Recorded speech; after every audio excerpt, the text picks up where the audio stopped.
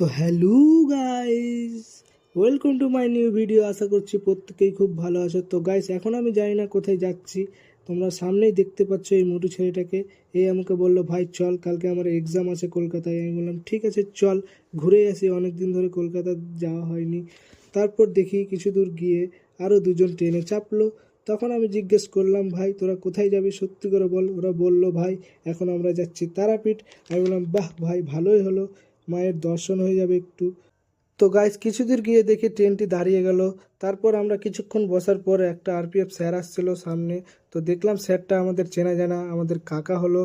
তো আমরা কাকাকে জিজ্ঞেস করলাম, কাকা ট্রেনটা কতক্ষণ লেট করবে। কাকা বলল, ট্রেনটা 2-3 দিন ধরে 1 ঘন্টা করে এখানে মিনিমাম দাঁড়াচ্ছে। তো আমরা বললাম, কাকা কোনো একটা ব্যবস্থা করে দাও, আমাদের ট্রেন আছে। কাকা বললো, ঠিক আছে দেখছি, একটা ট্রেন আছে এখন, ওটা যদি দাঁড় করানো যায়। তো গাইস, ফাইনালি ট্রেনটা দাঁড়ালো। দাঁড়ানোর পর আমরা মালদা গেলাম। মালদা গিয়ে নামলাম, নেমে কুরকুরে আর একটা জল নিয়ে আবার চেপে পড়লাম ট্রেনে। ট্রেনে চেপে আমরা ফাইনালি চলে আসলাম তারাপীঠ রামপুরহাট। তো গাইস, আমরা নেমে এখানে একটা অটো নিলাম। অটোতে নিয়ে আমরা চলে আসলাম তারাপীঠ মন্দিরের কাছে, পাশে একটা রুম নেওয়ার খোঁজে।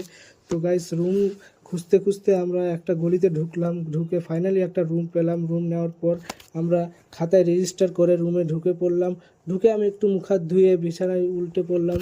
উল্টে কিছুক্ষণ পর আবার খাওয়া দাওয়া করে শুয়ে পড়লাম। শুয়ে সকালে উঠে চলে গেলাম মন্দিরে। মন্দিরের পাশে একটি দোকানে গিয়ে দেখি ফুল আছে সুন্দর সুন্দর। আমি একটা ফুল নিলাম, নিয়ে চলে গেলাম মন্দিরে।